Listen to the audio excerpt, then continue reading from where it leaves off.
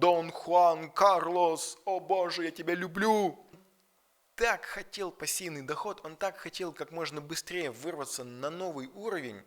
Статусы, бонусы, служебная машина, куча всяких плюшек есть, но ты, дорогая, не соответствуешь. Добрый вечер, дорогие друзья. Я вас рад приветствовать на своем канале. Добро пожаловать. Ну что, давайте знакомиться с сегодняшней нашей новой картой. Это девятка пентаклей. Как верно прочитать эту карту, девятку пентаклей?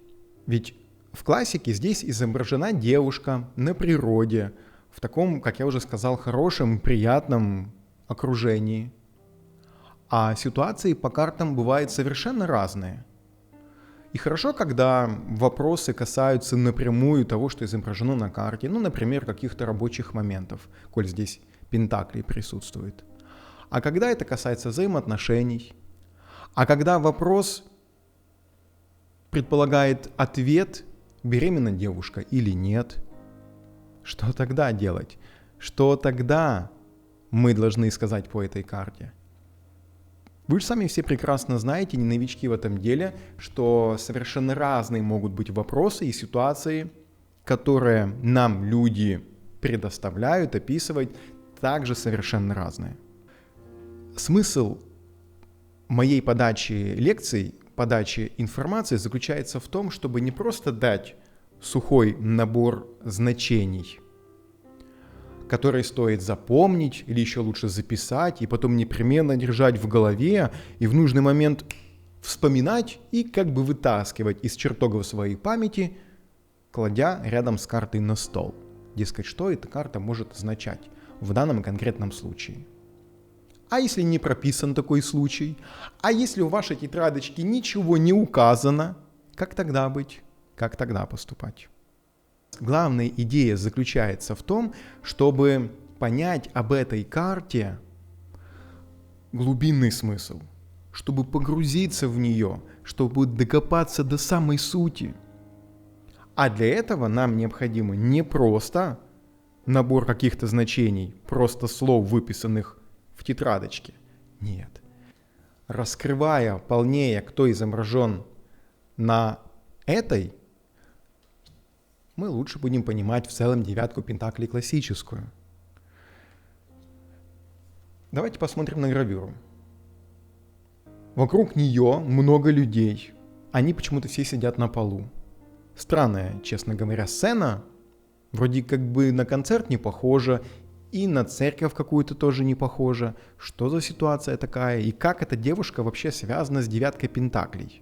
Но дабы не перегружать вас лишними фактами, я зачитаю ту часть главы, которая относится непосредственно к карте, и также выдержки, поэтому, возможно, текст будет несколько рваный. Но этот весь текст нам поможет познакомиться с персонажем. Наша задача не просто, как я уже сказал, накидать какие-то данные цифры, ключевые значения, а создать некий такой образ, архетипичный, если хотите, как после просмотра фильма. Вы же все любите смотреть фильмы больше, чем писать конспекты. И согласитесь со мной, что достаточно легко пересказать фильм, порой даже в мельчайших деталях, которые вы видели вчера или неделю назад, хотя вас никто не заставлял конспектировать, специально запоминать. Это как-то само собой получается. Почему? Потому что просмотр фильмов – это не обучение. Информация подается вам таким образом, что вам это интересно. Много визуальных образов, вы воспринимаете также на слух, вы погружаетесь в кино, как бы проживая одновременно частичку жизни вместе с теми героями, которые там показаны. Наши главные герои все еще продолжают путешествие к оракулу бутылки, и на этот раз они заплывают на остров, где королевой является некая квинтэссенция. В первых галереях, они уже на этом острове, мы встретили тьму тьмущую больных, коих расставили по разным местам, соответственно многообразию заболеваний. Прокаженные толпились совсем отдельно, отравленные в одном месте, чумные в другом, а с дурной болезнью в первом ряду и так далее. Во второй галерее военачальник показал нам молодую даму, хотя ей было по малой мере 1800 лет, красивую, изящную, пышно одетую, окруженную придворными дамами и кавалерами.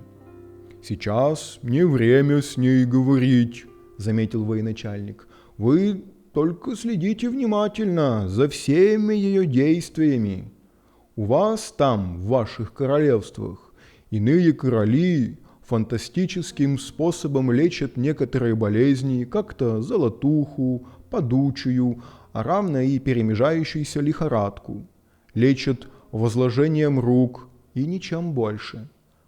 Наша королева лечит от всех болезней, не прикасаясь к недугующим, а лишь наигрывая им ту или иную, в зависимости от заболевания, песенку. Тут он показал нам органы, коих звуки творили чудеса.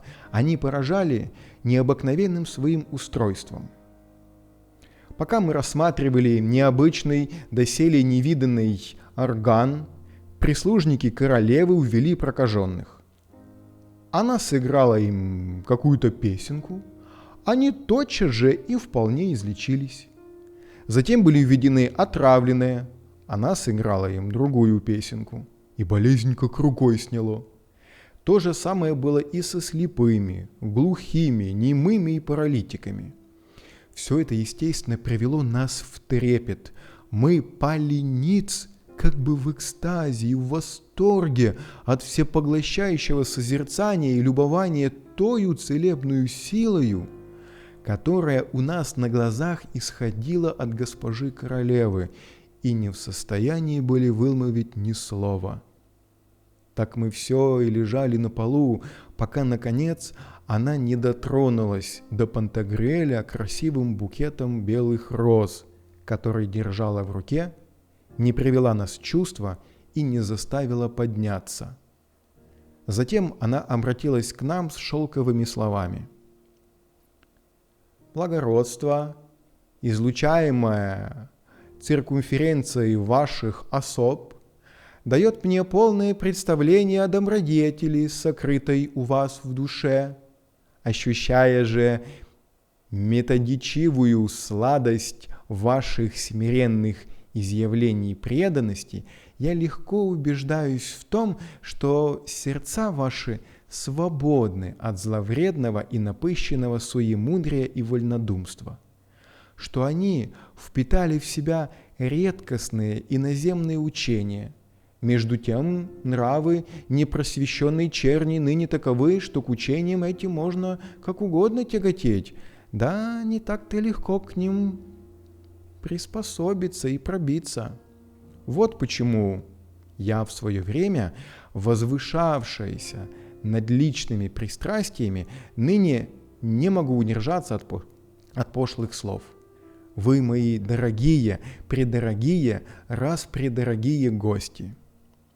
«Я человек не ученый», — сказал мне на ухо Панурк. «Отвечайте вы, если хотите». Я, однако ж, ничего не ответил. Не ответил и Пантагрюэль. Все мы по-прежнему хранили молчание. Тогда снова заговорила королева. «Это ваше безмолвие указывает на то, что вышли вы не только из школы пифагорейской, от коей издревле берет начало постепенно размножившийся род моих пращуров, но что, кроме того, и в Египте сей колыбели возвышенной философии, назад тому множество лун, вы грызли себе ногти и чесали голову пальцем. В пифагорейской школе безмолвия являла собою символ знания. Египтяне также возвеличивали и обожествили молчание, а первосвященники Гиерополя приносили жертвы великому Богу, не произнося ни слова бесшумно и безмолвно. В намерения мои ни в малейшей мере не входит выказать по отношению к вам отсутствие признательности. Напротив, я намерена в наглядной форме эксцентрицировать вам свои мысли, хотя бы даже сущность их от меня абстрагировалась. Окончив эту речь, она обратилась к прислужникам своим с кратким повелением.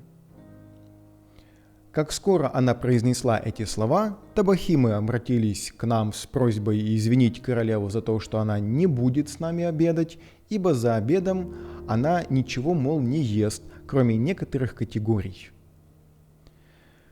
По окончании трапезы один из хахамимов провел нас в залу госпожи королевы, и там мы увидели, как она, по своему обыкновению, окруженная принцами и придворными дамами, после принятия пищи просеивает, провеивает, пропускает и проводит свое время сквозь большое красивое решето из белого и голубого шелка.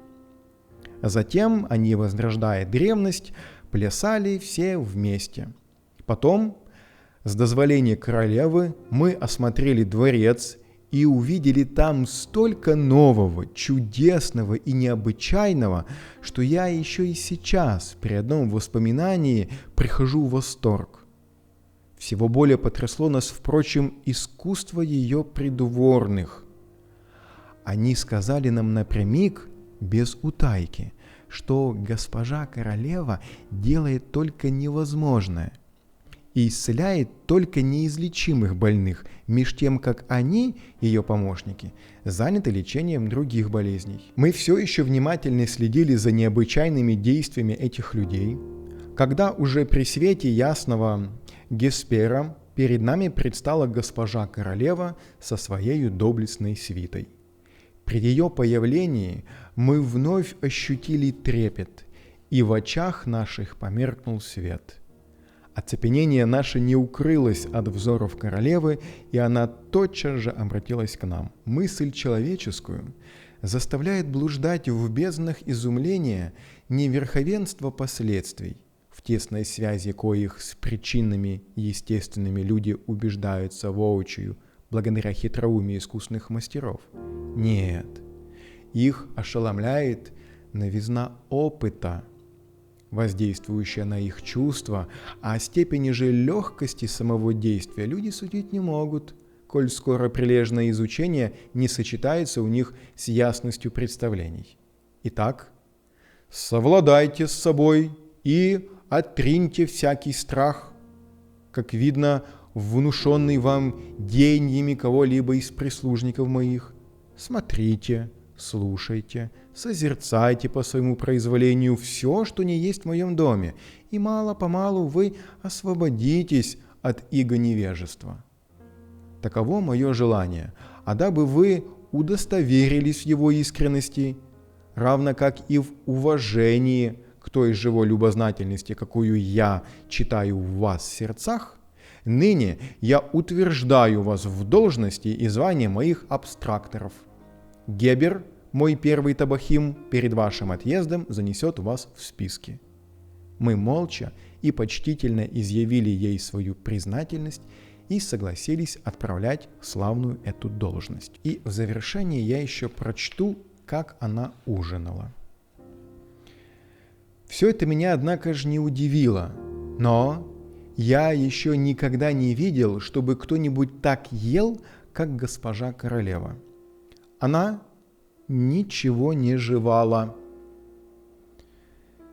И не потому, чтобы у нее не было хороших крепких зубов, и не потому, чтобы кушанья, которые ей подавались, не нужно было разжевывать. Просто-напросто таков был ее нрав и обычай.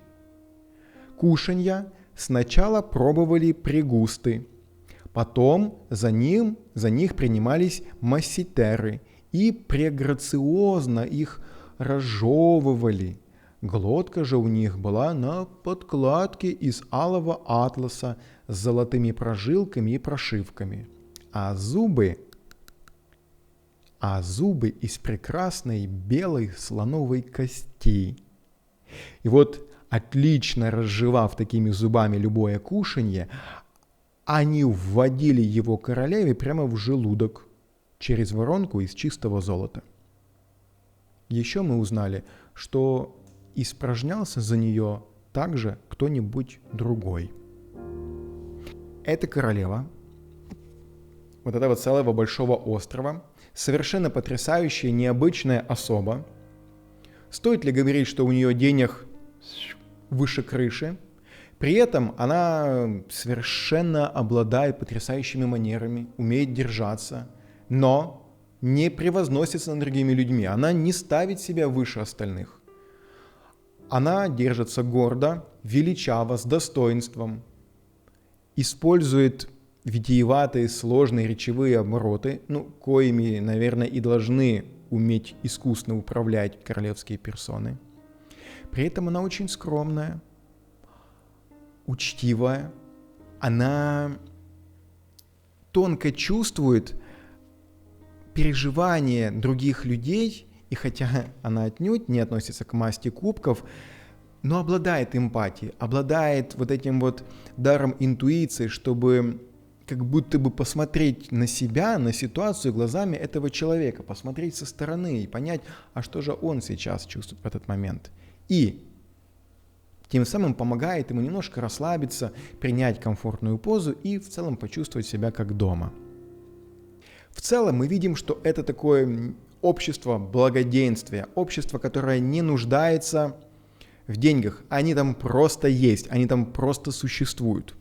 Давайте так, чтобы я сейчас не растягивал все это, мы перейдем с вами уже в значение и погружаясь вполне в карту, как бы классическую, но мы тут же будем проводить параллели с нашей госпожой квинтэссенцией. Смысл этого аркана – умелый подход к любым благам жизни, умение ими распоряжаться наилучшим образом. Здесь это нужно запомнить. По квинтэссенции это просто априори присутствует. Опустим даже, что она королева. Вот конкретно чем эта королева, чем эта царская особа занимается? Она приходит, играет на органе разные мелодии под разную категорию больных для того, чтобы, прослушав эту музыку, они излечились.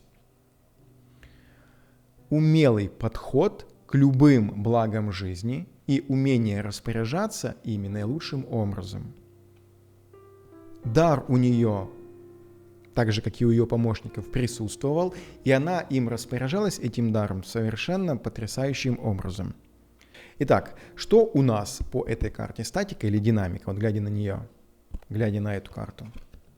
Статичная карта.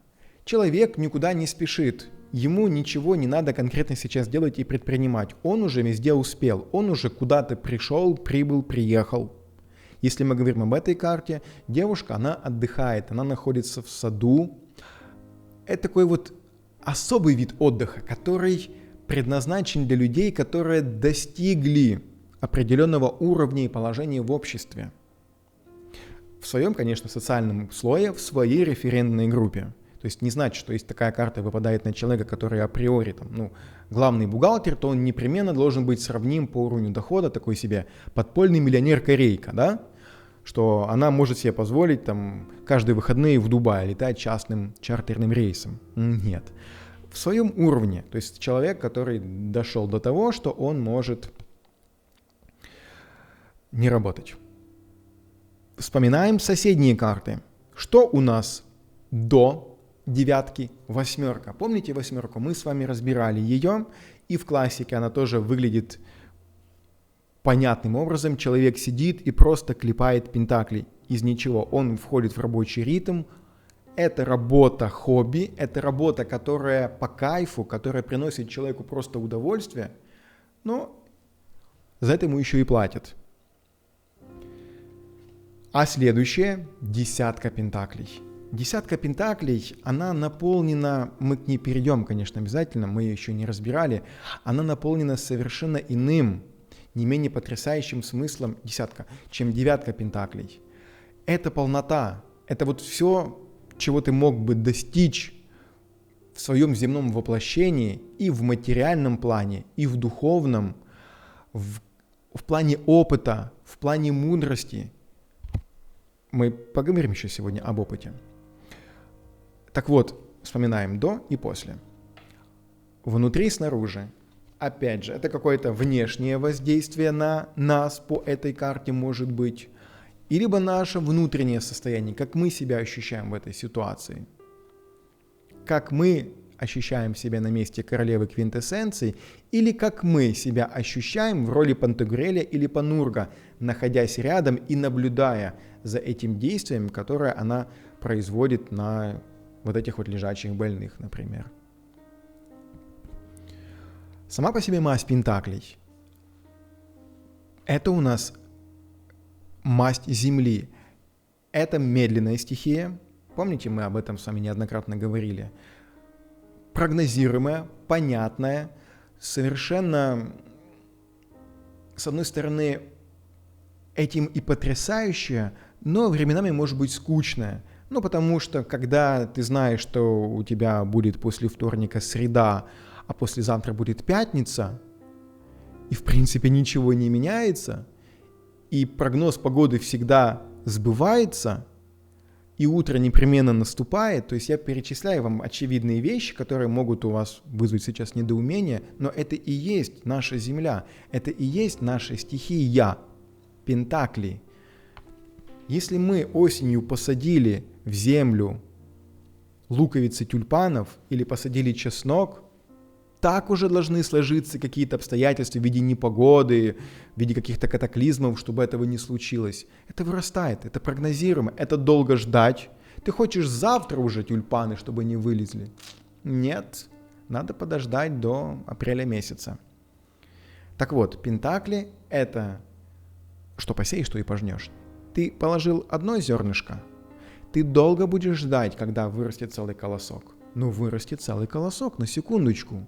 Поэтому обращаем также внимание на то, какая это масть. В данном случае у нас пентакли. Девятка кубков.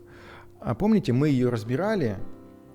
Девятка кубков, там, где такой сидел довольный Гаргантюа, с такими огромными щеками, ему лопатой горчицу закидывали в рот люди, на его фоне такие маленькие-маленькие букашки незаметные. И вот эта вот девятка кубков – это когда на человека сваливается огромный поток счастья. И в правильном значении он, пропуская его через себя, как через некий фильтр, дальше отдает в мир наружу. В негативе, в перевернутом, он начинает аккумулировать все это в себе, создавая какие-то барьеры, преграды, не давая этому счастью вылиться наружу. Вот в этом смысле девятка пентаклей очень похожа. Только здесь человек делится, если хотите. Ну, он тут в буквальном смысле пока мы не видим, чтобы делился, а здесь видим. Он делится чем-то конкретным, вполне ощутимым, материальным. Человек приходит хромой, больной, кривой и слепой, а уходит молодым, прямым, здоровым и зрячим. Это ли не пентакли? Наше тело, это ли не те же самые пентакли? Да, это они и есть. Мы из праха сделаны, мы из земли сделаны. Вот оно. Это такая напоминалочка вам. Смотрим на карту статика либо динамика.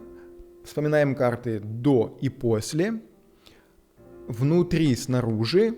И на саму масть можем также обратить внимание. Саморазвитие. Когда мы говорим о том, что эта карта выпадает лично на нас или на наших клиентов, в смысле, что мы должны в себе прокачать, что мы должны понять по этой карте.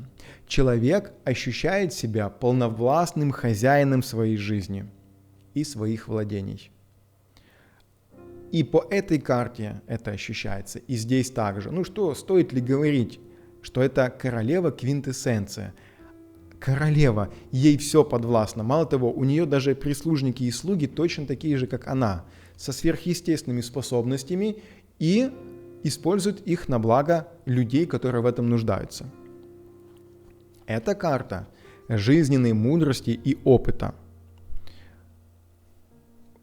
Девятка – это почти десятка. Десятка, вот у нас 5 и 5, 2 руки, земная полнота, число 10. Число 10 обозначает некую завершенность. Когда мы говорим о мудрости, не дотягивай, еще до 10, до десятки пентаклей, там, где человек умудренный опытом. Помним мы эту карту, но мы к ней еще перейдем. И стоит ли говорить, что специалисты, которые достигли достаточно большого уровня своего мастерства, за единицу времени стоят дороже?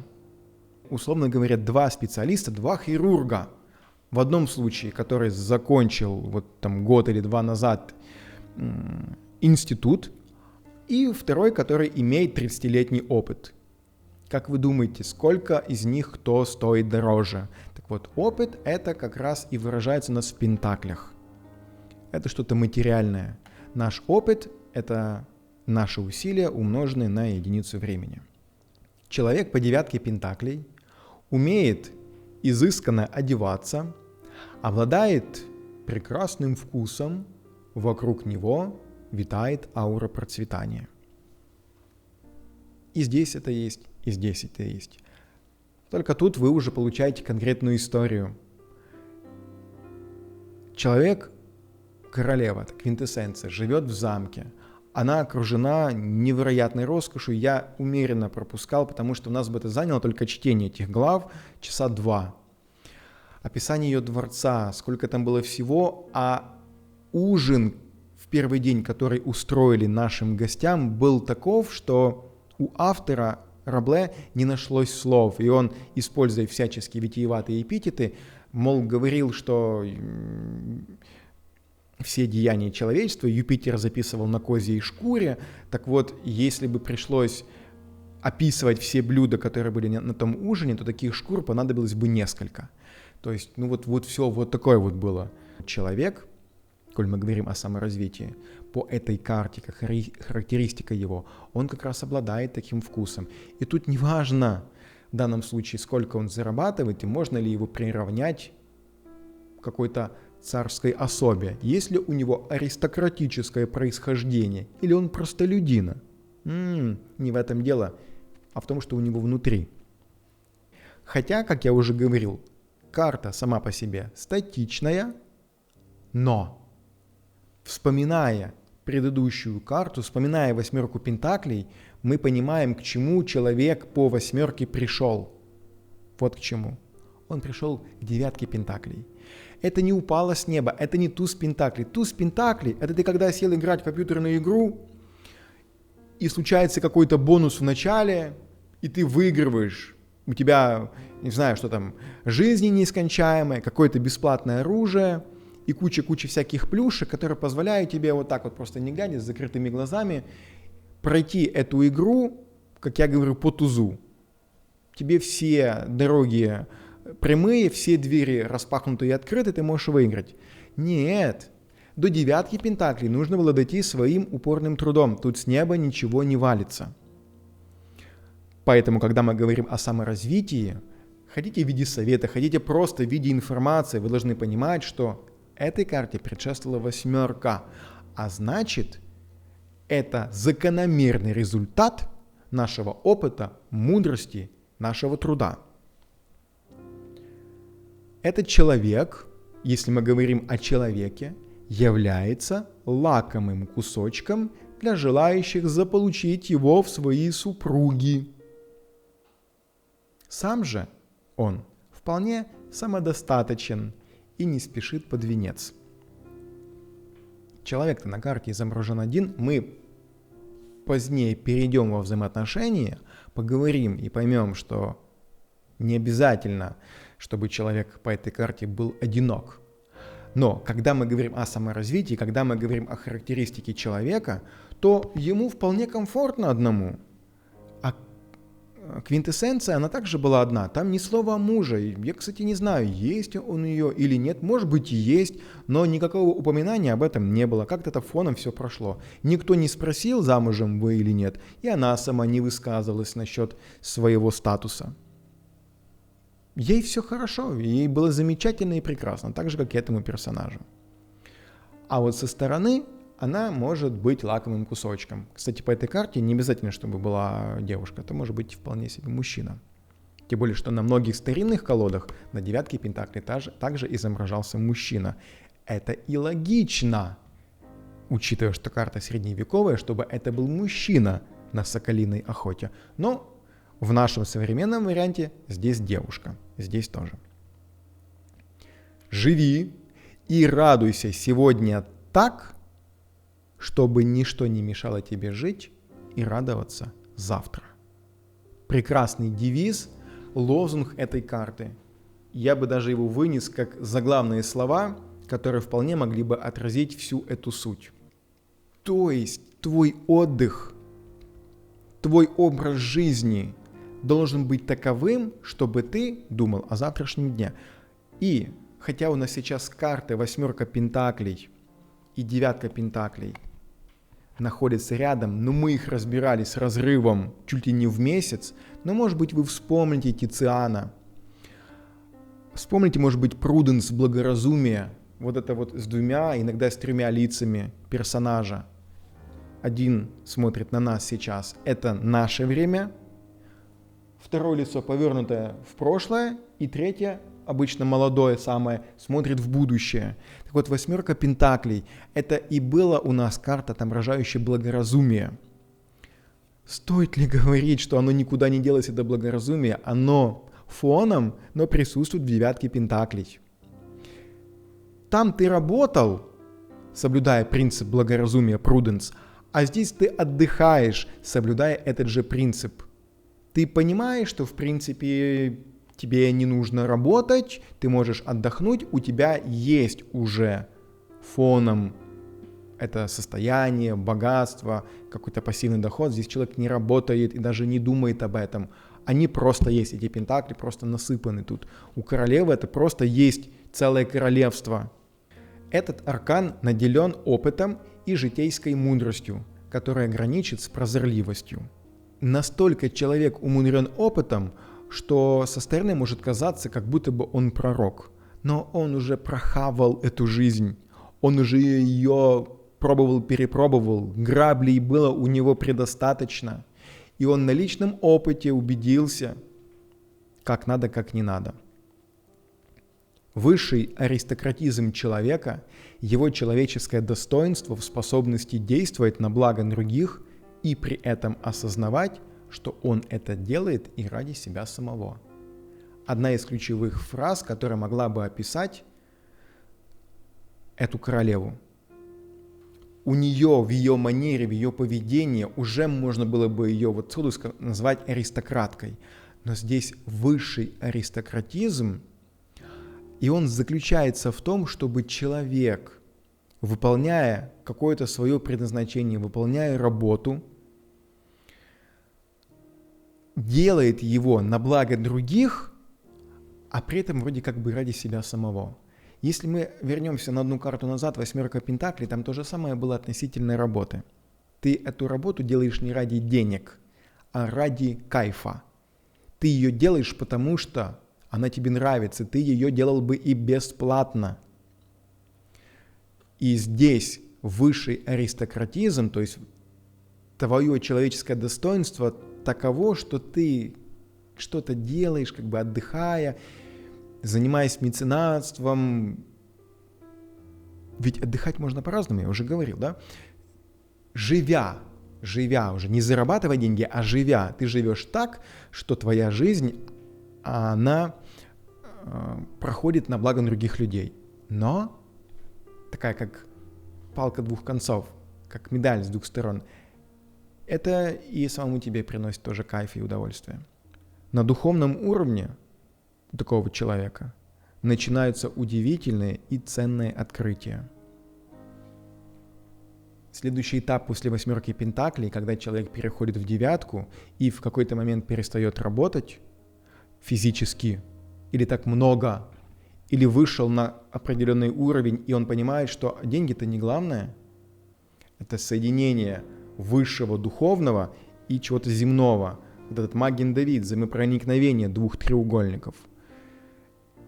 Это, если вы помните, инь и янь, это перетекание. В 9 пентаклей человек начинает это очень хорошо осознавать.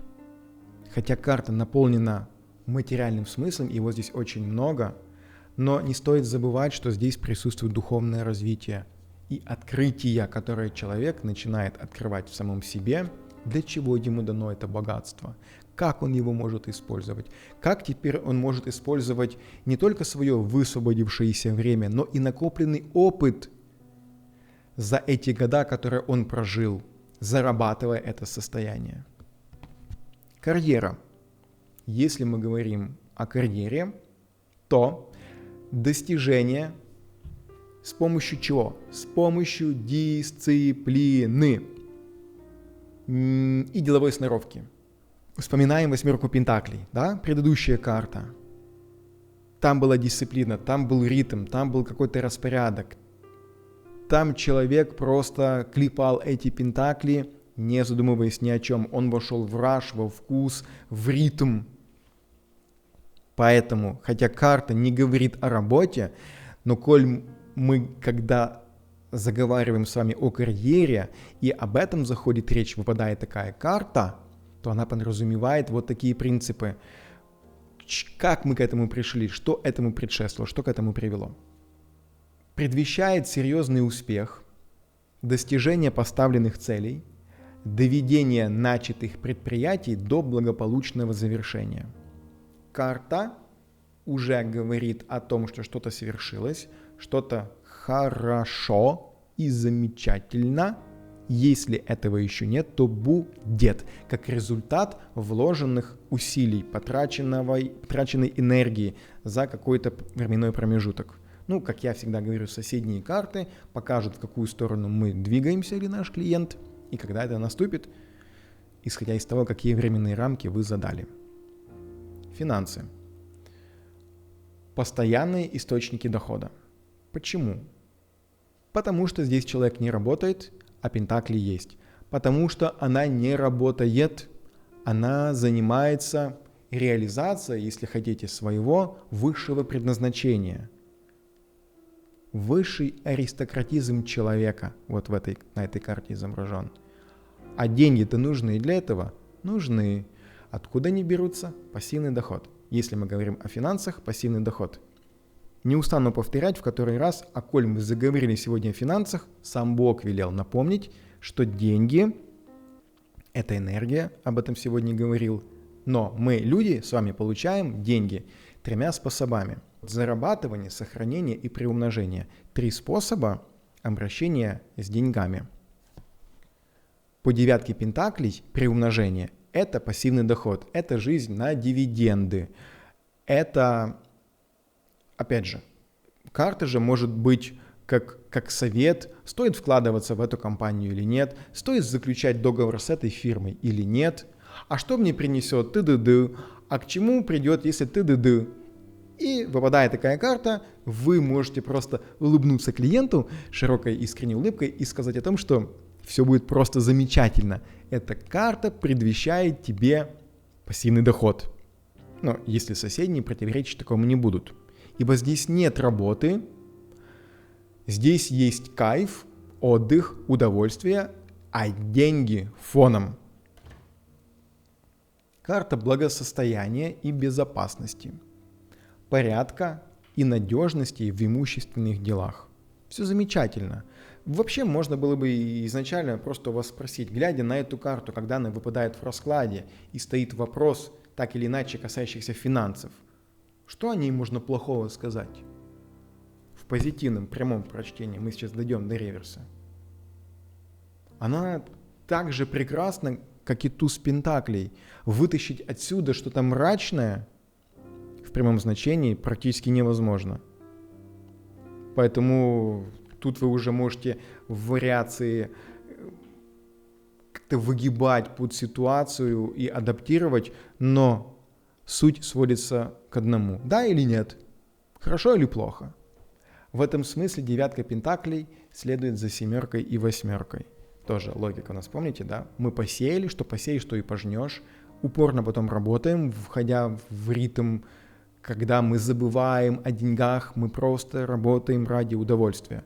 И все, мы выходим на уровень того, что эти деньги просто есть, они уже работают сами на себя. Если хотите, я еще раз говорю, это проценты, это какой-то бизнес, который может приносить пассивный доход или минимальное наше вмешательство. То есть мы теперь стоим дорого. Теперь наш час времени стоит очень много. Не $2, не 20, и может быть даже не $200. В разы больше. У людей, у которых есть ряд предприятий, сложно посчитать, сколько стоит их один рабочий час. Там каждый час деньги просто могут капать, капать и капать. Если мы говорим об отношениях, непростая такая карта для взаимоотношений, потому что здесь изображена девушка, еще и одинокая. Конечно, это не придворный аркан. Это не принцесса или королева или паж. Но все же очень часто такая карта может указывать не столько на ситуацию, сколько на конкретного человека в этой ситуации. Замечаете в лицах, в духе этой карты удовлетворенность. Это ключевое слово взаимоотношений по этой карте в прямом значении. Человек свой выбор уже сделал. Причем он совершенно не обозначает одиночество. Это могут быть и очень стабильные, прогнозируемые отношения. Если такая карта выпадает на взаимоотношения, вот прям вы понимаете в раскладе оно так, что это не она или он, это взаимоотношения между ними. Никто ни с кем не расходится, никто себя не чувствует одиноким. Это такие взаимоотношения, это такая жизнь, в которой живет вот квинтэссенция. Это такая жизнь, в которой живет девушка, которая может себе позволить выйти на соколиную охоту. Отношения, которые всех устраивают, степенные, спокойные, уравновешенные.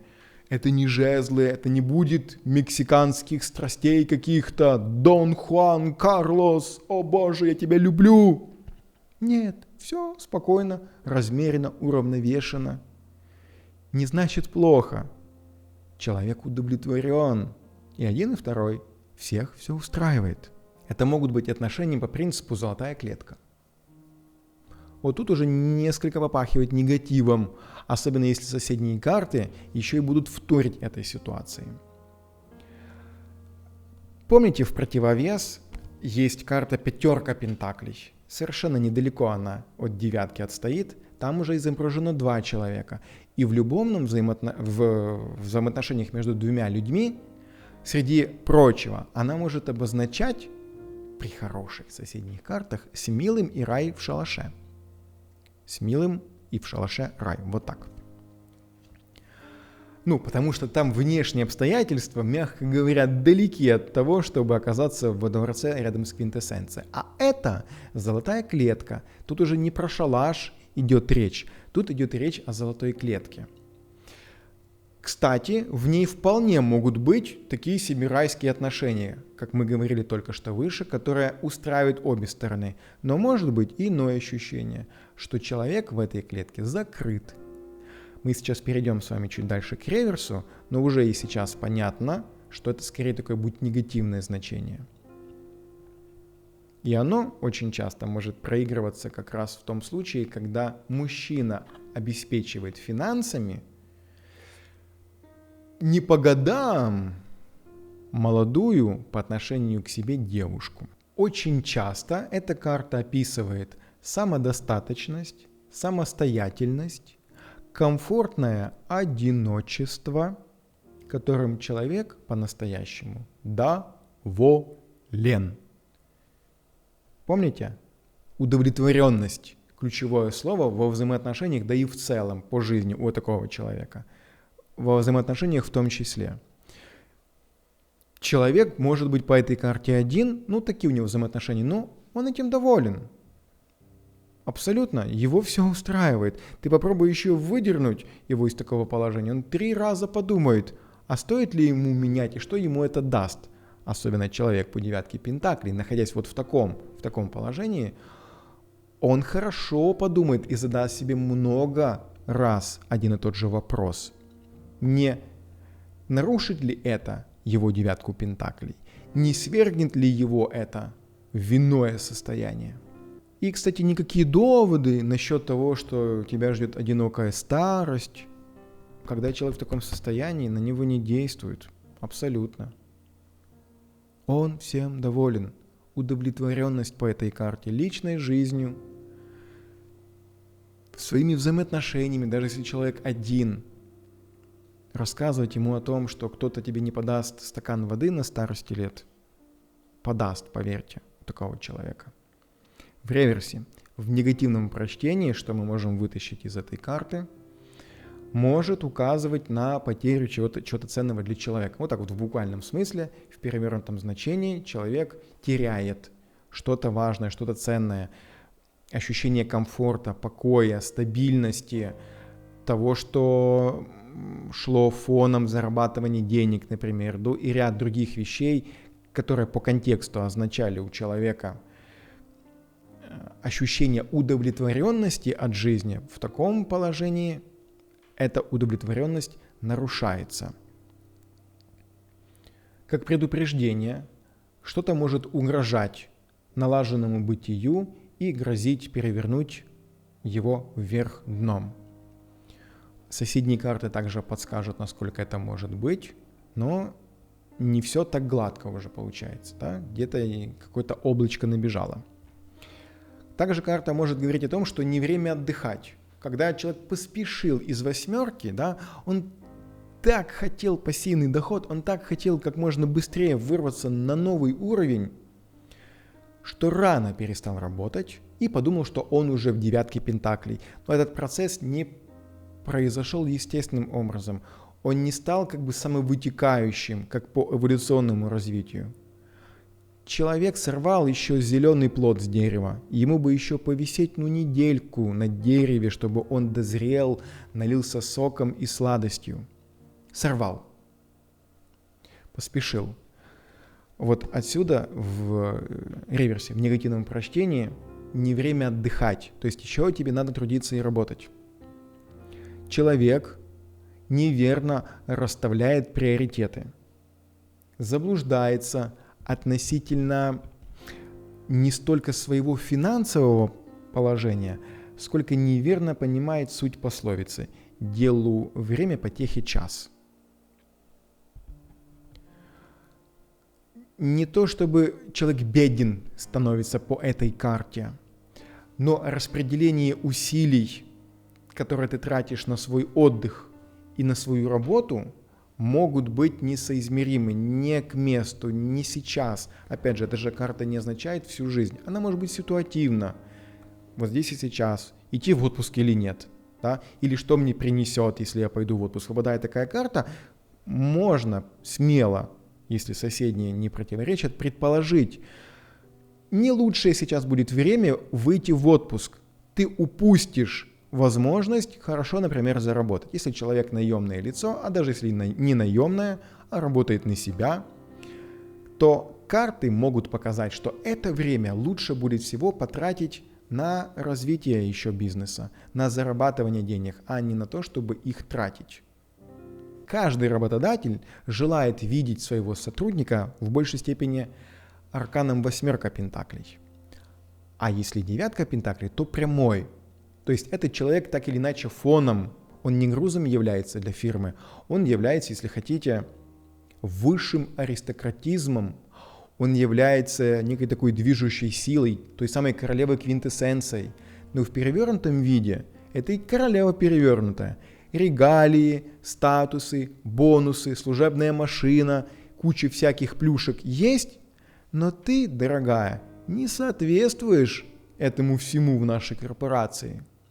И, конечно же, рано или поздно начинает задумываться о том, если человек раньше не заметил вот этого несоответствия, начинает задумываться о том, что как-то надо ситуацию поправить. Давайте мы с вами сейчас еще посмотрим буквально несколько коротких ключевых слов и значений, которые могут скрываться у нас в этой карте. Каждой из наших сфер жизни. Начнем мы традиционно с жезлов, с работы, с карьеры. Что у нас может быть здесь спрятано? Хотя, я уже говорю, методика заключается в том, чтобы мы эту карту с вами вот погрузились в нее. Вот для этого все это мы делаем, для того, чтобы полнее погрузить в карту, чтобы не заучивать значения и слова. Потому что слова и значения забываются, а образ яркий, чем ярче он запомнится, тем лучше. Потому я и читаю, кривляясь, бабулек вам этих исполняю, чтобы это все врезалось в ваш мозг. Не потому, что я хочу выпендриться, потому, чтобы это запомнилось. чтобы выпадает такая карта, вы вспоминаете этого Евгения, который там кривожубую бабулю какую-то показывал. И вы сразу вспоминаете квинтэссенцию и понимаете, что она там играла, она была там богатая, состоятельная, и при этом человек с такой аристократической душой, с высшим каким-то предназначением в своей жизни. И вот все. Даже на нетипичный вопрос вы теперь понимаете, как можно ответить. Но тем не менее, по этой карте, если мы говорим о карьере, о работе, это может просто банально показать отпуск, может показать отдых. Причем заслуженный, если мы не говорим о реверсе, а о прямом значении, делу время, потехе час. То есть человек в правильном значении понимает суть этой пословицы, хорошо поработал по 8 пентаклей, имеешь право отдохнуть. У тебя этих пентаклей вот так. Ты можешь слетать на Мальдивы и обратно, и у тебя и одна пентаклина даже не исчезнет. Достигнутые результаты. Здесь не работа, здесь человек вышел на какой-то уровень, но это не свалилось на него по тузу пентаклей. Это то, к чему он пришел упорным трудом, своим опытом, своим мастерством. Дисциплина, деловая хватка. Это также все вытекает у нас из предыдущих арканов, оно просто здесь есть фоном. Это как одежда на этом человеке. Его статус, его положение. То есть вы, когда видите человека, выходящего из Майбаха, вы же понимаете, что за этим человеком стоит больше, чем костюм, который на нем сейчас одет, и Майбах. Вы же можете предположить его образ жизни, возможно, его работу, его дом, фирмы, заводы, что за этим человеком стоит. Вот вам современный образ я вам описал, а вот старинный образ, средневековый, изображенный на карте. Вот эта вот сценка тогда людям, соколиная охота, здесь квинтэссенция, давала понять, как человек к этому пришел. Если мы говорим о карьере, то этому предшествовала карьерная лестница. Человек с низов к этому поднимался. Стройки, помните, мы не так давно разбирали тройку пентаклей, когда человек сотрудничал. Он еще подмастерьем был, и он только в 8 вышел на уровень мастера. Вот он уже оказался в 9. Отсюда и дисциплина, и деловая хватка, и опыт, признание. Человек, находящийся в какой-то корпорации большой или среди более каких-то мелких фирм, может обозначать признание этого человека среди конкурентов, среди сотрудников внутри какой-то фирмы или компании.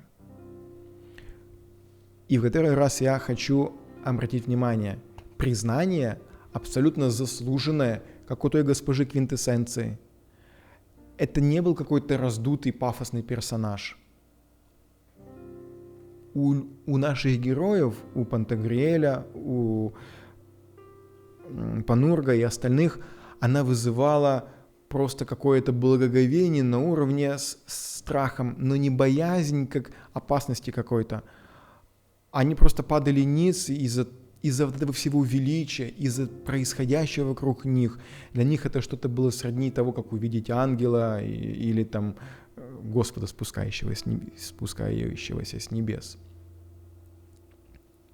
Если мы говорим о взаимоотношениях двух близких людей, это на стихия воды, кубки. Удовлетворенность. Слово, которое, если хотите, ключевое слово запомнить, вот запомните его, удовлетворенность. Это все хорошо.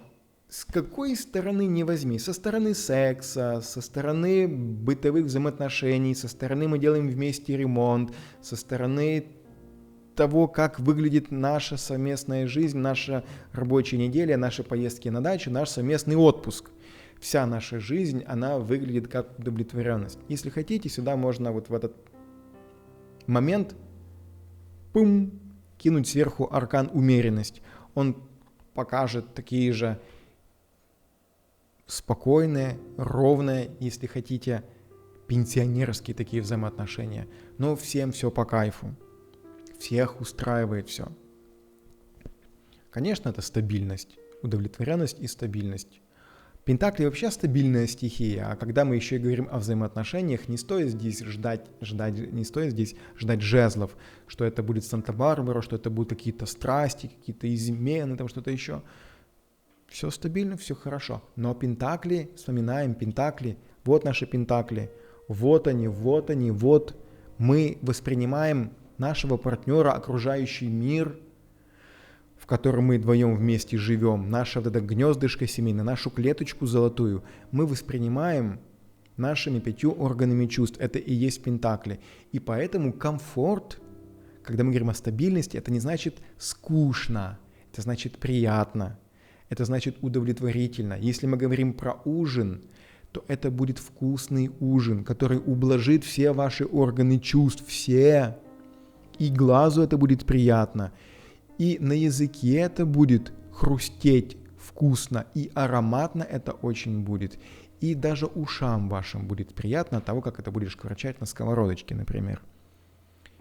Перенесите все это в сферу взаимоотношений, в тему, если хотите, секса, взаимных каких-то приятных ласк. То есть это не будут какие-то яркие такие вот. Это будет так же, как было вчера и позавчера, стабильно, но приятно, удовлетворительно. Хорошо. Конечно же, это может говорить и об одиночестве. Если мы говорим о прямом значении, человек явно доволен своим статусом, и он отнюдь не будет спешить его поменять. Еще нужно постараться сделать так, чтобы он его изменил на иной. В негативе, да, одиночество никуда не девается. И состояние, может быть, даже присутствует. Вот только удовлетворенности может не быть этим всем. Хочется жениха или невесту в таком значении в реверсе. Осознанный выбор по этой карте может быть. Почему? Потому что человек имеет опыт, потому что человек прожил, он прохавал эту жизнь, он знает много фишек, знает много вещей, наступал на разные грабли. И его просто так калачом каким-то не заманишь в эти отношения. Выбор он сделает основательный для того, чтобы уже объединиться с тобой, поверь. Если мы говорим о пентаклях, сфера финансов, просто глядя на эту карту, туз пентаклей, одним словом, да, почти туз пентаклей, это и процветание. Да, здесь только есть ощущение, что тебе это не досталось на халяву, это не свалилось тебе на голову.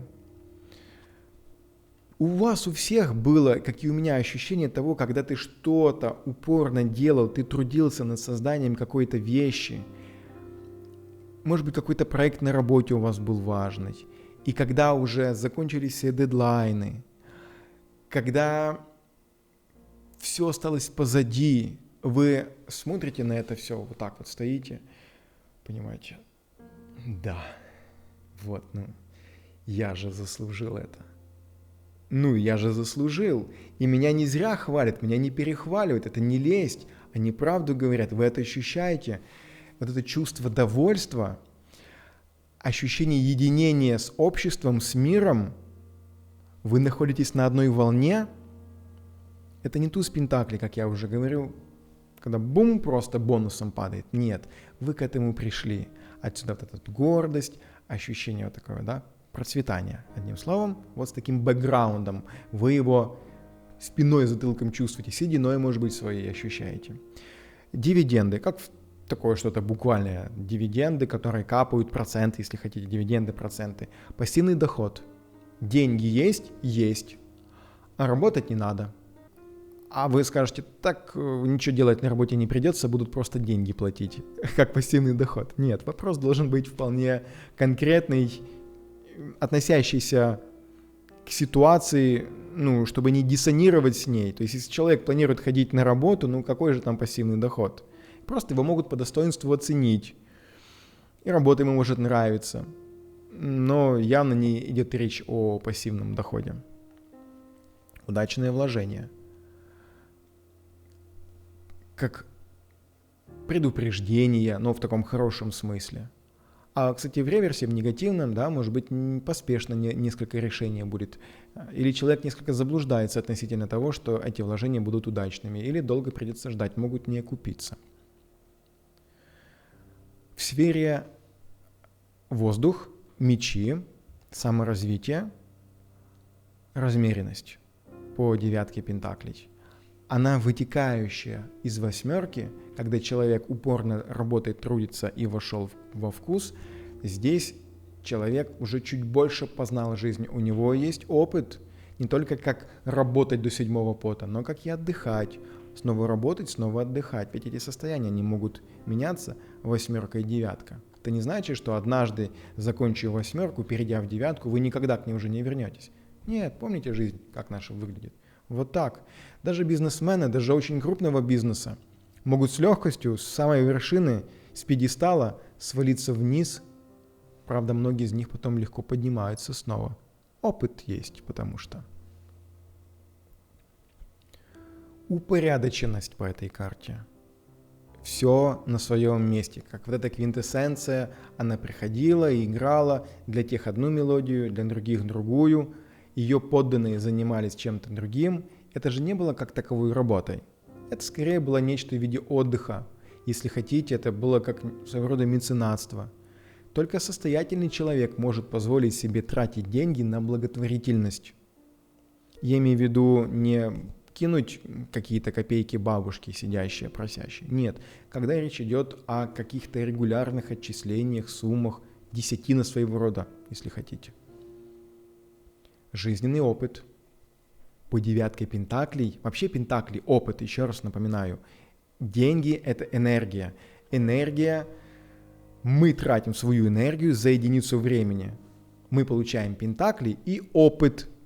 Опыт у нас идет как побочный продукт, если хотите. Потратили мы, выполнили какую-то работу, потратили калории за час времени. Нам за это заплатили деньги, то есть мы свою энергию превратили в деньги, то есть она стала же энергией, но материально ощутимой, и получили опыт. А здесь жизненный опыт. 1800 лет уже живет квинтэссенция. И свобода. Как ни странно, хотя здесь, казалось бы, деньги, их много, человек очень состоятельный, но это свобода. От материального в первую очередь. А почему? Потому что человеку не надо работать. У него деньги есть. Они никуда не деваются. Вернемся чуть выше, да? Дивиденды, пассивный доход. Возвращаемся в саморазвитие. Деньги не главное, это свобода от материального. По этой карте это не бедный человек, но он независим от этого. Квинтэссенция, наша госпожа квинтэссенция, она на другое устремляла свои усилия. Она выше пошла. Все. Деньги априори есть, потому что она королева. Она занимается, помните, высшей аристократией, духовное служение людям, но и самой ей от этого становится приятно. Такой вот вид отдыха необычный.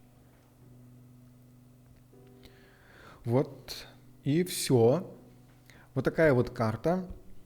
Сегодня наша 9 пентаклей. Я попытался, как, в общем-то, я и каждый раз стараюсь, погрузить вас глубже, не просто в слова и фразы по этой карте, но в историю, которая у нас на ней изображена. Ну вот пытаюсь я это все создать вокруг карты для того, чтобы легче вам было с ней работать в будущем. Чтобы когда она выпадала, вы с легкостью вспоминали не сухие какие-то слова, а приятную историю. Забавную, интересную, может быть. О госпоже квинтэссенции, которая играла для бедных, которые выздоравливали, которая была богата и при этом позволяла себе вот такие необычные виды отдыха, не забывая о служении другим людям. Я желаю вам прийти к этой карте как можно быстрее. Но чтобы вы обязательно прошли те ступеньки, те этапы вашего жизненного развития, которые позволили бы вам в этой карте ощущать себя именно вот так. Да, это я. Вот тот бэкграунд, который остался за вами, чтобы он как бы давил сзади вам в спину, чтобы вы понимали, что он вас поддерживает, как крылья, что ли, некие, что это заслуженно. Ваш опыт не только выполнения какой-то работы, жизненный опыт, ту духовную прокачку, которую вы в себе развили, те уровни, ступенечки, которые вы проходили, ваше отношение доброе к людям, взаимодействие с ними, все это также опыт. Все это позволило вам прийти сейчас в 9 пентаклей. Чтобы у вас была свобода от материального, но при этом, чтобы вы не нуждались в деньгах, чтобы они у вас были, а вы ими просто пользовались априори фоном, уделяя внимание чему-то более высокому. Поищите у себя внутри, чему вам хотелось заниматься. Я хотел сказать спасибо за то, что вы меня смотрите, за то, что вы ставите лайки, пишите комментарии. Конечно, их немного. Я знаю, что в будущем вас будет больше комментариев, больше лайков. Я ценю каждый комментарий, каждый лайк, который вы оставляете. Может быть, именно потому, что сейчас их так мало, и они столь ценны для меня. Может быть, потому что мне нравится то, что я делаю. Я стараюсь вкладывать сюда свою душу, отдавать все те знания, которые я получаю. И когда в ответ я вижу лайк, я понимаю, что я старался не зря, человек оценил это. Спасибо вам за это большое. Желаю вам всем удачи и до свидания.